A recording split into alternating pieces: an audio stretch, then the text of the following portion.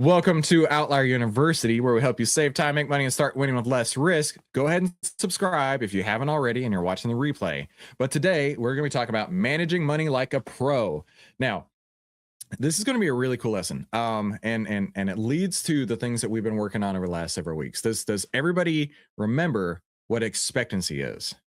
Everybody remember what expectancy is? Okay, I'm going to give you a minute.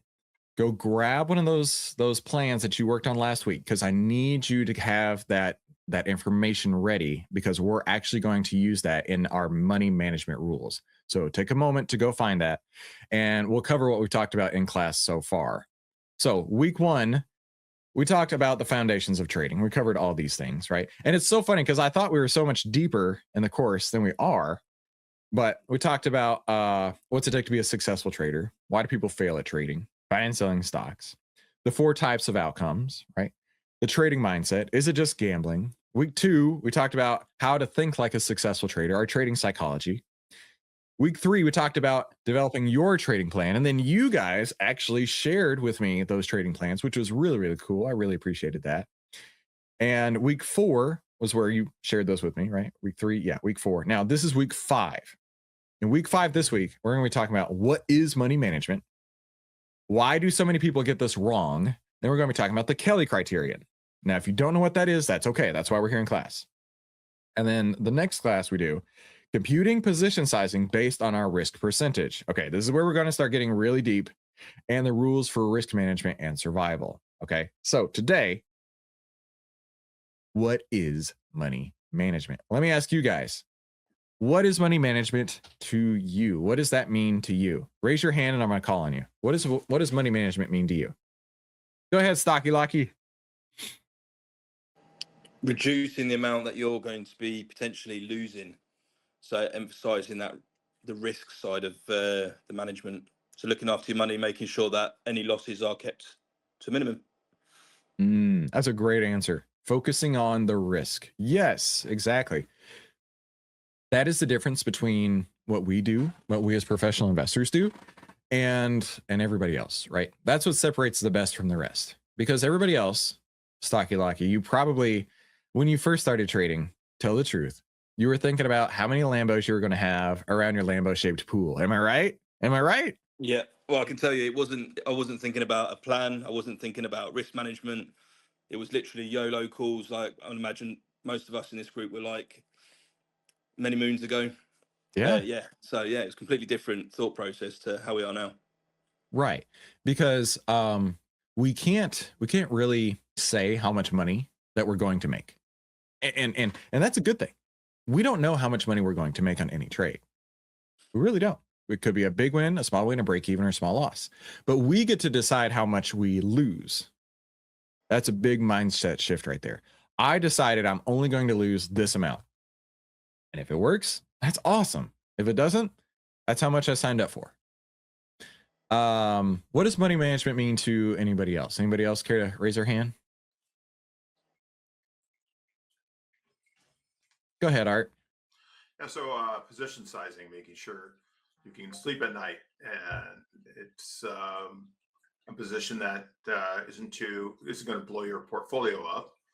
And for some people that's 1%, for some it's 5 or 6 for you. So work on position size and managing the risk. And like Stocky Locky says, that's just another form of managing your risk. Yeah. It's all about managing your risk. Art, I didn't pick that number arbitrarily. That's 7%, that back down to 6% risk. I didn't pick that number arbitrarily. I'm actually going to show you where I got that from. I'll show you how to calculate it. I'll show everybody for free. Free? So, for free 99? Free 99. So ChatGPT defines money management as all this. Money management in stock trading refers to the structured set of rules and controls that govern how much capital is allocated, how much risk is taken, and how losses are contained.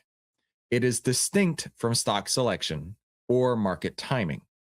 A trader can have a strong strategy and completely still fail without disciplined money management. I thought that was I mean, ChatGPT is brilliant on its own, but I thought that was super brilliant because it added on there. A trader can have a strong strategy and still fail without disciplined money management. And I don't want that to happen to you, right? So, in a nutshell, strategy decides what to trade. We already talked about that. Timing decides when to trade. We already talked about that. Right? I'm leading into this stuff. I had a plan the whole time. Money management decides whether you get to stay in the game long enough to win. So, this is what it means to trade risk first. You've always heard me talk about trading risk first. Stocky Locky nailed it on the head. It's about focusing in on risk. It's not about the profits. It's not about the Lambos. It's about how much risk am I willing to take to find out if this trade is going to work. And that is the difference between successful investors and everybody else. Focusing in on the risk is not normal. Focusing in on the risk is not fun and sexy. Not at all. We have to always prepare our accounts for drawdowns at any time. Hey, has anybody got the Nancy Pelosi plan and TradingView yet? No, y'all haven't got it yet? Ah, geez. Well, because of that, we don't get to choose when the winners happen and when the losers happen. And you could actually have 3 losers in a row. Sounds crazy, but it could you could even have 10 losers in a row. Can you survive 10 losers in a row? Would you even stay trading if you had 10 losers in a row? I don't know. Some people would give it up completely. Some people by their 10th loss would have nothing left in their account. You can stay with the right risk management. Well done. Well said. But is this sexy? Is this sexy, Mark? No, no, it's boring and dull and not exciting at all. It's not. No. It is nice watching the account balances grow. Yeah, exactly. But we don't get to choose when that happens, right? We don't get to choose that at all. This is the reality of trading. We're always looking to reduce risk in every single trade. But why do so many people get it wrong? I'm gonna ask you guys. I'm gonna ask Carol first. Why do so many people get this wrong, Carol? What do you think? They don't follow their rules, their strategy, and how they set up their plan in the first place, which is obviously bound by risk management. Do you think they even have a plan, most people? No. Of course not. They hear some random person talk about somebody put out a video. I've yet to watch it, but they were saying how they tracked 16 YouTubers stock picks or something like that. I haven't watched it yet. I know Rick did like a whole deep dive on it, but like, do these people think they're Nostradamus? Do they think they're like God Almighty and they can see the future? Like last time I checked, everybody's pretty fallible. And stock picks, really? Yeah, no. As an outlier, just throw that out the window. I don't know the future. You don't know the future. Even the outlier data, as best as we have it, doesn't actually know what the future will be. It'll show you when people are getting more greedy or more fearful. It'll show you when everything's working in your direction. But that doesn't mean that when you say, my base case for Palantir is going to be $500 a share, that is going to happen. Who cares what your base case is? Do you really think that Palantir gives one monkey donkey about what your base case is? No, of course not. But that's why so many people get this wrong, Carol, right? It's because they want to impart their thoughts upon the market. The market should do this because I told it to. This other random guy on the internet, not Chris, told me it was going to go to $500 a share. Why hasn't it done that yet? We don't need that. We don't need any of that. Right? I think a lot of people get it wrong because of their ego. If they're in a trade, they don't want to take the loss and move on. That sucks, right? It sucks to take a loss. I agree. It sucks to take a loss from two different levels. One, you got less money in your account than you had before, and you are like actually saying, "Okay, I'm done with this."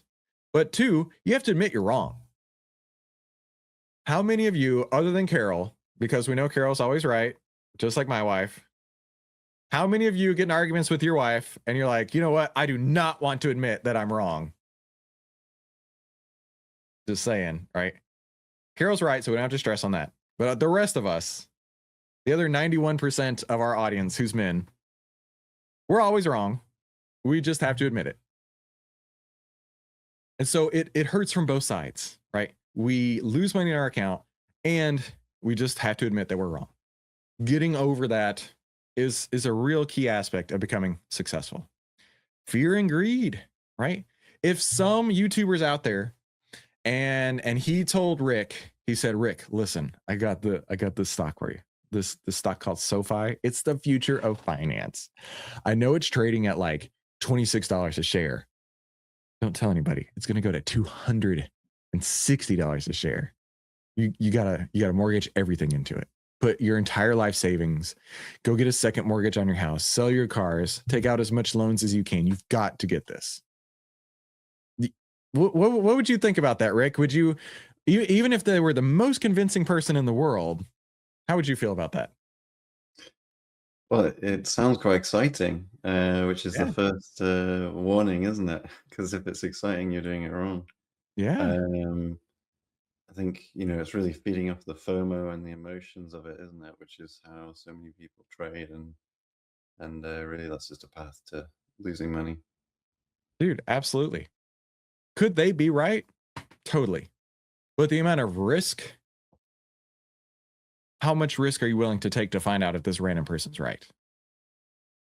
I don't care what any of you guys say. I'm not deviating from my plan. I don't care how much you love SoFi stock, Shane. And I know Shane loves SoFi stock. I don't care how much you love SoFi stock. Shane, you can't get me to buy SoFi stock if it's got a sell signal. Not ever gonna happen. But a lot of people aren't as mentally tough as me, aren't as mentally calloused as me. And because of that, right, they don't want to take their losses. They want somebody else to tell them what to do. And they get it wrong because they don't have any idea what they're doing. They never had a plan to start with. It's just like I think that movie was is it Up, the cartoon movie where the dog's like squirrel and they all turn and chase after the squirrel, right? I think a lot of people actually are like that in the market. I know it sounds someone's going to get offended by this, and good. If you're offended by this, that means you're the person who is chasing the squirrels. Okay, stop. Have a plan. Work with that plan. Okay.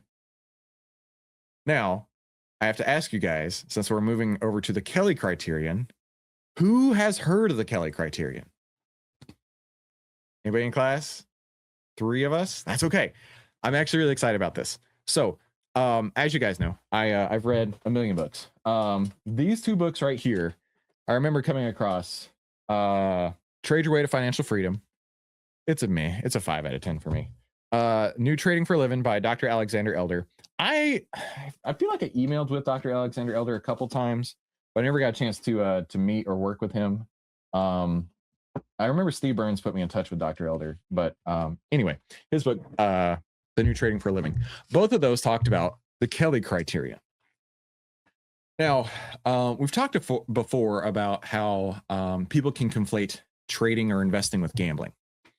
And the real difference here in trading or investing with gambling is that we get to create our own edge, right? When you walk into a casino, you know that you have a higher likelihood of losing than winning. Given any number of bets, you could walk in, pull the slot machine once, and walk out with $10,000. That could happen. But does that mean you are this gambling genius? I actually have a brother-in-law that has a gambling problem, and he has that exact thing. He's won a few times, pretty big, and he thinks he's a gambling genius. And it might just be that he happened to get on that winning streak that we don't get to have any control over. Now, think about it in terms of trading. The first trade you put on could be a loser. Does that make you a loser? No. The first trade you put on could be a winner. Does that mean you're the greatest thing that's ever come to trading? Probably not. But what you get to do in trading is you get to define that edge. And we talked last week about setting up your back tests to prove out those edges. Like, actually, I was really stoked that you did the Santa Claus rally, because I was thinking to myself over the last couple of weeks, I'm like, I wonder how the Santa Claus rally is going to pan out. it didn't really pan out. But that's part of trading. That's part of the edge, is knowing that it could not pan out. Art, what were you thinking over the last couple of weeks since you literally did that? I thought that was really interesting, super timely.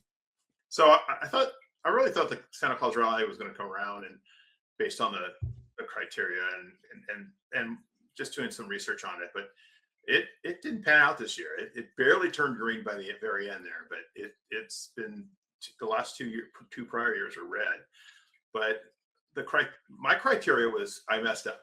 I actually started the day after Thanksgiving, the Monday after Thanksgiving. So it actually ended up turning into a Cyber Monday rally, and the expectancy turned out pretty good. And it was actually a pretty good it turned out pretty good. I was just surprised at the results. But yeah, I was, it didn't happen this year. So, but it was fun to do. It was fun doing the back testing and everything. Exactly. It is fun to do because you created that edge. You saw, hey, this could be a thing. You back tested it. You proved, you know what? It actually had positive expectancy. So now, where do we go with that positive expectancy? We take it to the Kelly Criterion. Okay, so let's break this down. The Kelly Criterion is a mathematical framework for position sizing that determines how much capital to allocate to a trade or bet in order to maximize long-term capital growth while avoiding ruin. So this, we've talked many times about maybe trade 1%, 2%, 5%. I was trading 7, now I backed it down to 6. But at the end of the day, that's really arbitrary. It honestly is arbitrary. It really is about finding that level you're comfortable with, the sleeping point, right? But the Kelly Criterion answers one question. What fraction of capital should be risked on a trade given its edge? We have an edge. This is a Kelly Criterion formula. You don't ever have to memorize it. In fact, I know you guys have heard this story, but when I was working in consulting, my boss at the time, we're talking about trading options and stuff. And I remember he's like, well, if you're such a great trader, why don't you tell me the Black-Scholes pricing model? I was like, first off, I don't have to know the Black-Scholes pricing model to make money. All I got to know is how to trade with the options. First off, what an asshole. Second off, you don't ever have to learn those kind of things. You really don't, because there's calculators for that, right? The idea here is for you to understand what it is, but you don't have to memorize this. Right? There's no tests here. So the F star, why are we using F star? Why don't you just call it K? That's stupid. F star is equal to BP reward. Why is B reward to risk ratio? That's freaking dumb. Just call it R. R times probability of winning. Why don't you call it R times W minus Q? Q is the probability of losing. Who came up with this bullshit? I don't know. Doesn't matter. Okay? So it's your reward to risk to reward ratio minus your probability of losing divided by your risk to retort ratio. I can't even say it. So you remember when you calculate expectancy, this is where you get to plug those numbers in and see where the Kelly Criterion comes in. So now's your chance to use it. So what I want to do, if you have already got those numbers ready, I would love to see those because we're actually going to do it live. So in the Kelly Criterion, what I want to do is I want to pull up plan M. So plan M, remember, there is no trust me, bro, around here. Everything we do at Outlier is math-based. Everything we do around here is based on statistics and analysis. Okay. So I sent you guys this link in the Discord. Just Google up Kelly Criterion. That's all you got to get. You'll get to something like this. Put in your win rate. Okay. So the win rate for plan M is 56.9. So 57%. We got it. The risk to reward ratio. How do you calculate that? That is your reward. So you take your 7.27, your average win. Remember, you have all these numbers already. 7.27 divided by your average loss, 4.49, 4.409 gets us to 1.64. Okay. So 1.64 is our risk to return. It doesn't allow me to put 1.64 It says do 1.6 or 1.7. So I put 1.6. Then you can hit calculate. This will show you the optimal position size per trade. It does it for you, right? And let's come back to this. Let's say it's a 27% win rate with a 5 return reward, risk reward. Okay. That would say a 12% position size is optimal. Let's say you had an 84% win rate. Hang on, you'll like this one. With the risk to return of, let's say, if every $100 to, let's say $200 that I would win, I would lose on average, what was it, like 500? Let's just call it 300. So that's 0.66 with an 84% win rate. 0.66 gives me risk return. Let's do 0.6. 57% of capital per trade. What could go wrong? Okay, so let's go back to plan M, which is 57% win rate. The risk to return was 1.6. Remember, I just showed you how to calculate that. It's your average win divided by your average loss. So our average win is 1.6x what our average loss is with the 57% win rate. That gives a full Kelly of 30%.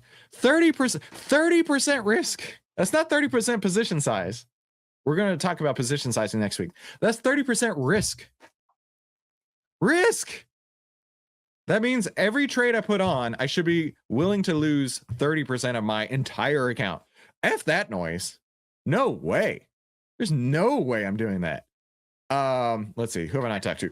Mr. Skinny Buff Guy. I know you're skinny and buff, but are you skinny and buff enough to risk 30% of your account on a single trade?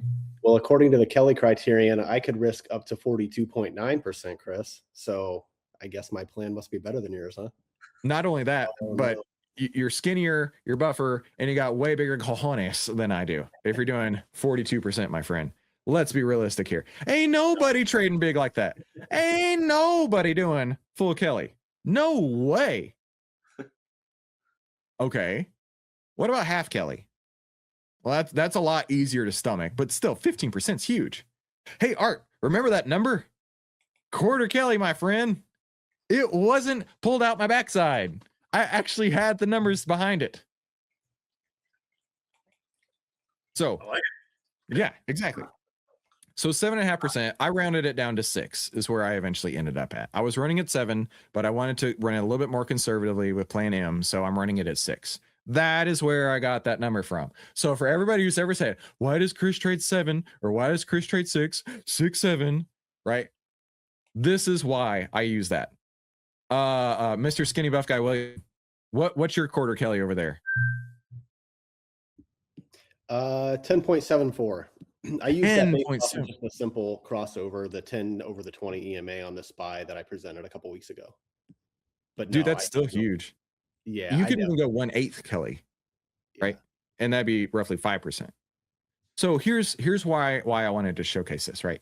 We've talked about creating your plans. You've worked on those plans and you've come up with the expectancy. Now you get to plug that in and find what the optimal position size is.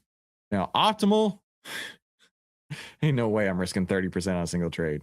But you could pull it down to quarter Kelly or even 1/8 Kelly and actually would find a really appropriate position size. So did any of y'all get to run this real quick on your numbers? Carol, what'd you get? I was 8.75 at the quarter, Kelly, but otherwise it was 35% full. But 875 is still really big. Yeah, it is. Yeah. But then you could go to 1/8 Kelly and I mean, you could round it up to 5% and feel really confident at that. You know what I mean? Mm-hmm. Kosh, did you get a chance to run it? What'd you get? You're muted, my friend.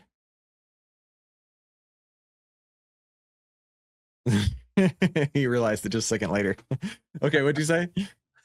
I got 38 for the full and 9.5 for the quarter. These are big numbers. Let's go to casinos. These are big numbers. These are big numbers. They're too scary. No way. Yeah. Even quarter is too high for me. Yeah. But you know what's great about that, Kosh? Is too high. Right. But now you've got like a solid place to base this on. Not I like 3%. Where the hell did you get 3% from? I don't know. But 1/8 Kelly actually fits, right? Give or take. 100%. Yeah. So this is why it exists. This is how to get there. And you're never going to find anybody who says go full Kelly. I don't even know why full Kelly exists. It should start at half Kelly at the least and then go down from there. But yeah, that's what the Kelly criterion is. Let's continue on here. Oh, I gotta click this button here. So I think that's super fun. I like the idea of being able to use the math behind it, right? Because in theory, and this is a big theory here, Kelly's optimal. I don't know about you, but I don't have the cojones to trade full Kelly. But in practice, it's very aggressive. Okay. Key assumptions, and this is where it breaks because the market is not perfect. Okay. Kelly only works if it's perfectly, probabilities are known exactly, right? We have the data from the past, but the past performance does not guarantee future results. Okay. Now, let's think of it this way too, right?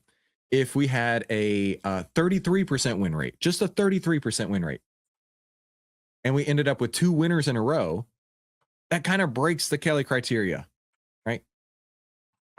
It outperformed it. That's amazing. But let's say we had a 33% win rate and we had 4 losers in a row. You're cooked. You got nothing. Okay.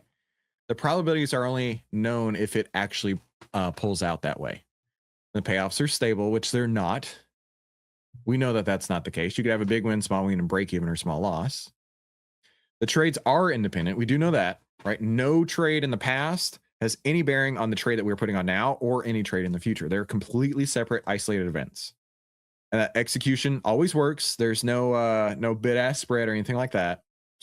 But markets are volatile, and they kind of violate all these assumptions. Now, it's the best we can do. So going with Kelly, if you're going to go with Kelly, don't go full Kelly. Ain't nobody go full Kelly. What's I'm not going to say it because I don't want to get canceled, but have you guys seen Tropic Thunder? Yeah. No, nobody goes full Simple Jack. We'll leave it there. We'll leave it there. We're moving on. Why full Kelly is rarely used. Oh, it results in huge drawdowns and high volatility and emotional and behavioral strain, right? And a loss of hair. Severe damage if the probabilities are misestimated. Even small errors in the win rate or payoff can lead to overbetting. And what traders actually use is fractional Kellys, okay? To reduce risk, which is exactly what we're trying to do. They scale down Kelly in quarter, half, eighth, etc. Fractional Kelly. It retains the most growth benefit while dramatically reducing the drawdowns. While Scott and I were working this summer on building up our trading plan, this is one of the things that he and I talked about a lot, was having a robust plan, and a robust plan takes into account anything that can happen.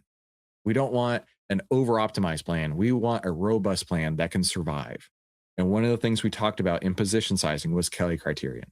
And that was how we got to that point to start with. So that's going to wrap it for today. Like I say, not too deep today, but I wanted to cover this. Next time, we're going to be talking about computing the position sizing based on a risk percentage. Now, we talked about risk percentage. Let's say your Kelly criteria, 1/8 or 1/4 Kelly criteria came in at 5%. What does that look like? Right? What does 5% portfolio risk mean? How many shares do you actually get to? Right? Is it 5%? If I have a $50,000 account, does that mean I'm going to put on a $2,500 risk? Like that's it? The other 47,500 just sit, not doing anything? Of course not. That's how we back into our position sizing, right? And we'll also talk about some other rules to help you survive because of risk management. So we're in week 4, managing money like a pro, and be sure to come back next time where we do this, right? So what questions do we have from here in class? And then those of you who are watching live, do me a favor and put a hashtag Q with your questions. Like I was saying, right? Never go full Kelly. You know what I'm talking about. All right. What questions do we have for students in the class here? Anything on your mind? It doesn't have to be on this topic. It can be on anything. What's up, William? Okay, so on the Kelly Criterion, just to clarify, when we're looking at this, we're looking at total position sizing, not actual risk, right? Because we're not using Kelly Criterion to define what our stop out point is going to be, only to actually figure out how much we're going to buy on an unleveraged investment. Am I off base, or does You're that off base? That's okay. Okay. We're looking at risk to our portfolio. Okay. Right. So it's not 30% position size, it's 30% risk, Okay. which could actually be a huge position size. I mean, it could be 120% of your portfolio for that position size. This is actually a concept that I struggled with a bit from working with Steve Burns. And once I got it totally clicked. It's like, listen, if I'm risking 10% of my portfolio, that doesn't mean I have a $5,000 position size. That means I'm willing to risk $5,000, meaning I can put on a huge position, but I'm only going to let it go against me by $5,000. That makes sense?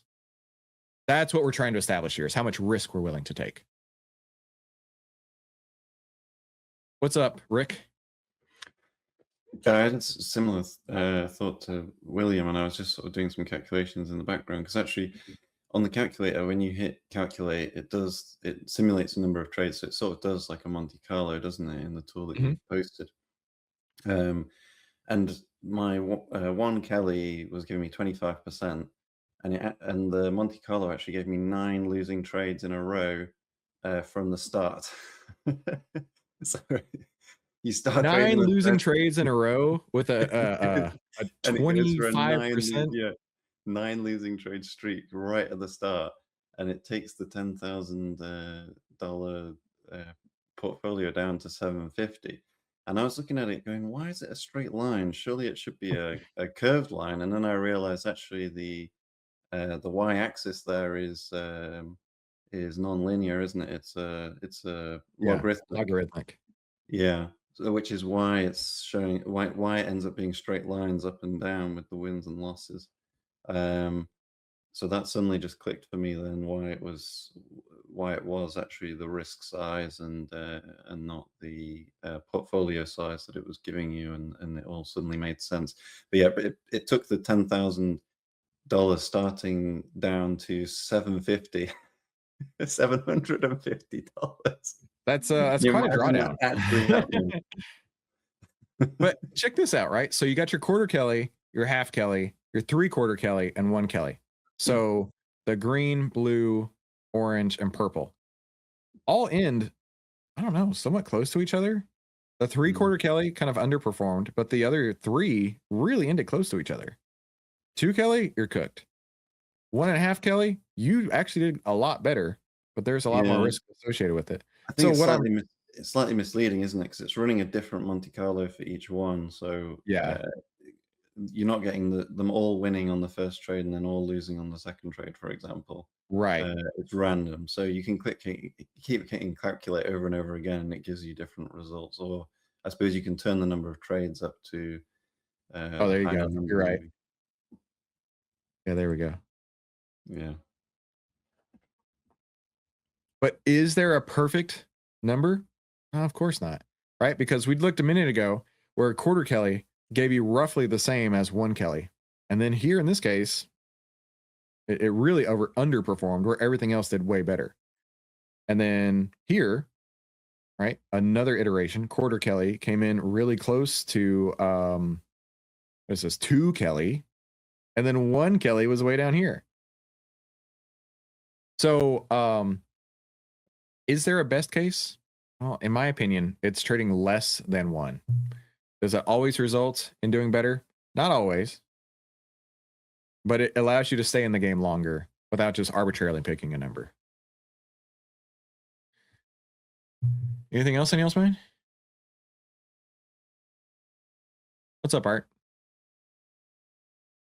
Yeah, so over the break, I was reading the Turtle Traders. Now they pyramided their position when it was going right for them. And I was thinking, why don't we, when we are taking off risk and we roll, and we're saying we have that capital so we can invest something else, why don't we pyramid that back into that same trade that going well? Why don't we just continue with that and yes, more into that trade. That's So going that, positive. oh yeah, you're good. That's exactly what the turtle traders did. At every ATR, they added another position size. Yeah, I did that as well. And I got screwed so bad, so many times, right? I'd have this great winning trend. I added the position 3, 4, 5 times, and then it turned around. And instead of like winning 3, 4, 5 positions, it was like all 5 of them were coming back at me at the same time. And in that case, you're actually adding risk, of course, because you're doubling the position size each time it's working for you, which, you know, as long as it's working for you, that's great. But the moment that it turns around, Art, the moment it turns around, you left with 1 train from the station, but the moment it turns around, all 5 trains are heading right back at you. And it's like, oh, geez, my break-even point got moved up so high that even any sort of pullback, it's just wiped out. Giant loser on my hands. So it does not reduce risk. It actually increases risk. Thank you. Chris, when you did that, yeah. what was your exit criteria? Was it also, did you also let the, I don't want to say losers, but when it went against you, did you let it like really go against you like we are doing now, like a 2 ATR, 3 ATR, or was it still tight like the plan you had before the summer? So I think it's a good question. And I wouldn't consider letting a loser really go against you like we do now, right? At a 2 ATR, all you're doing is hitting that max loss you're willing to take already, right?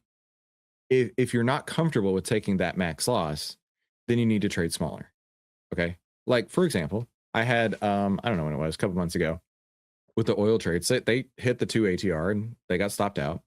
But that was the risk that I was willing to take. And that's exactly the same risk we're plugging into these models right here, right? Mm-hmm. Is how much risk are you willing to take to find out?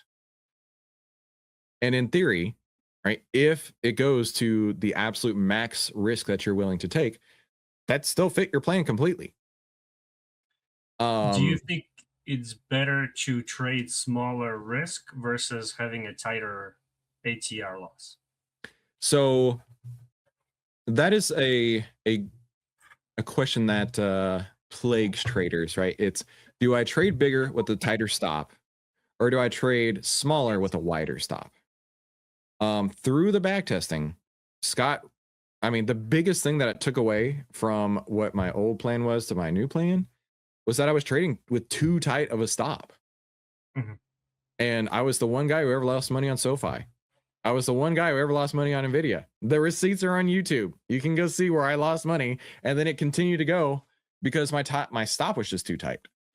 Mm-hmm. And this is difficult for me. I'll be honest with you, because I like tight stops. I mean, as soon as it comes against me, I want to get out. But that's not what the data has shown. Give it time to work, give it room to breathe, and let it go. But be willing to understand that any one loss could result in the amount of risk that you're willing to take coming off. Right. So my answer to you, Kostya, is I was trading with a lot tighter stop, and I was still getting hosed with a lot bigger position. So now it's kind of the opposite. I'm trying to reduce my position all the way up, and then I have a wider stop. Okay. What the hell, Scott? Sorry, not Scary. Sorry, not sorry. Scott Raff is here. Everybody say hi to Scott. I'm glad you're here, Scott. Okay, Charlotte, she's not in class today, but she has that question.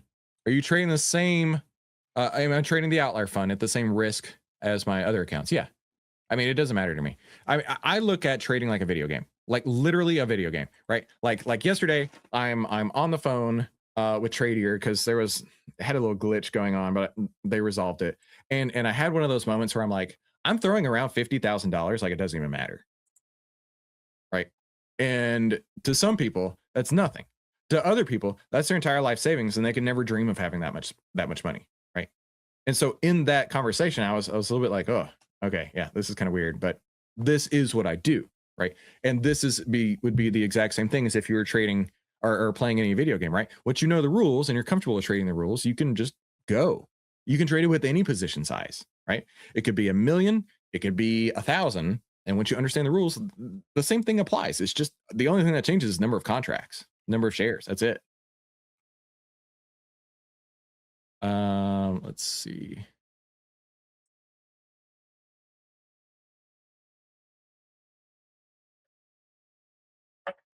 Lucky Chevy.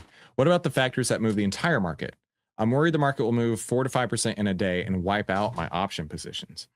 Well, I mean, everybody has to take risk, right? There's no way to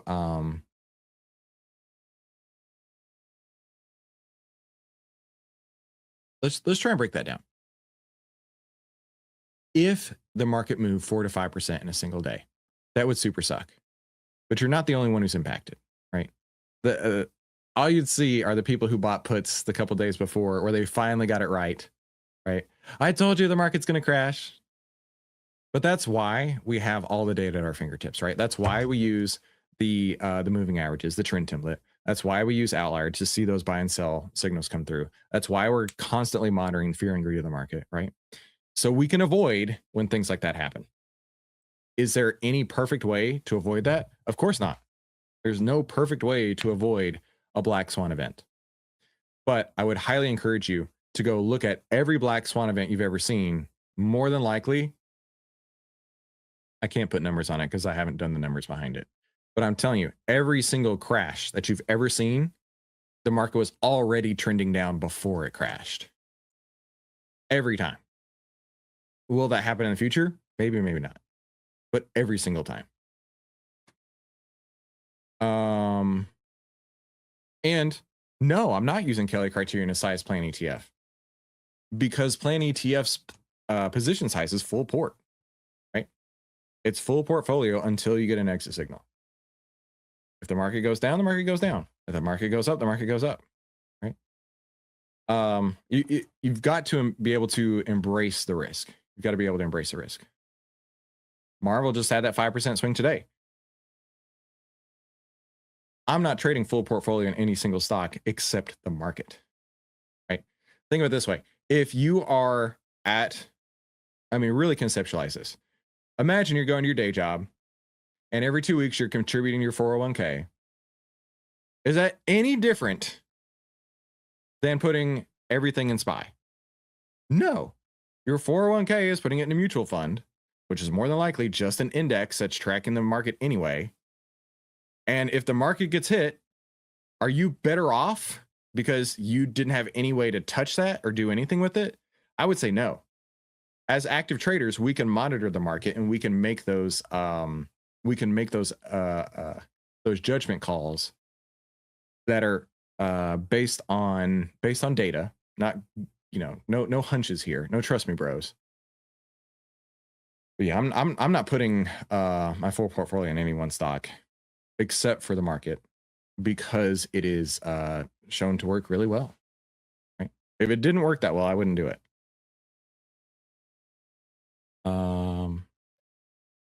Okay, I was going to wrap it for today. Thank you guys so much for coming.